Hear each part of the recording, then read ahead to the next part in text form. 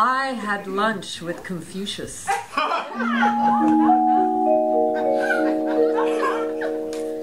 I picked him up at the antique store. I mean, I literally picked him up. He was sitting on a shelf, looking resplendent, carved out of marble. His eyes were half shut, his arms folded, and his hands were hidden inside his sleeves, just like that. I picked him off the shelf and started looking for a price tag, but I found none, so I took it to the counter and offered the salesgirl $40. She took it and said, "Have a nice day." But as soon as I was outside, Confucius suddenly came to life. Gone was his marble exterior. His silk robe was flapping in the breeze. His unfolded arms were in the air. His long black beard glistened in the sun. His dark brown eyes were wide and open. Wow, I said. Want to take a walk? He nodded, yes.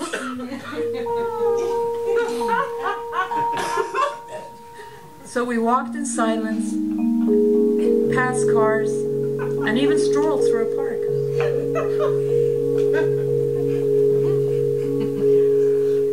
Finally, I broke our silence. "Are you hungry?" I asked. He nodded yes.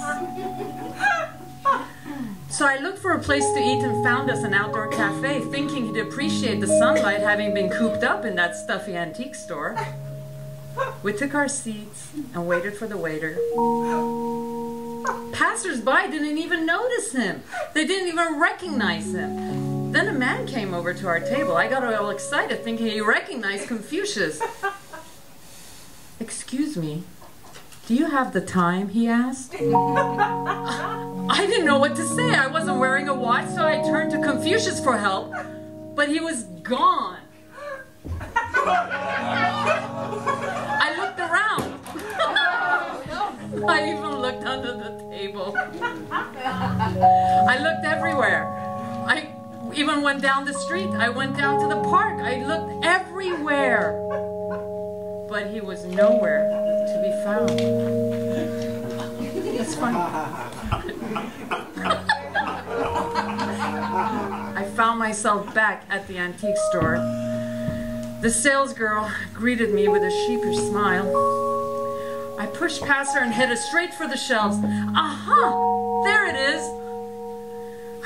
"Excuse me, I paid $40 for this."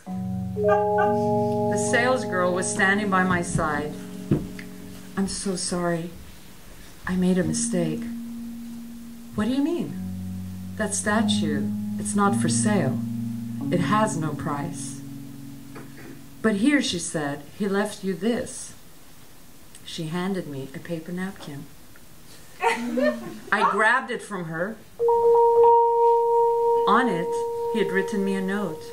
It said, "And remember, no matter where you go, there you are.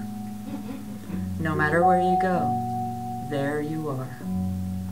Signed, Confucius.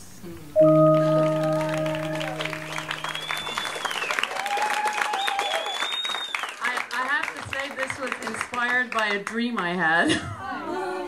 So, thank you for indulging me.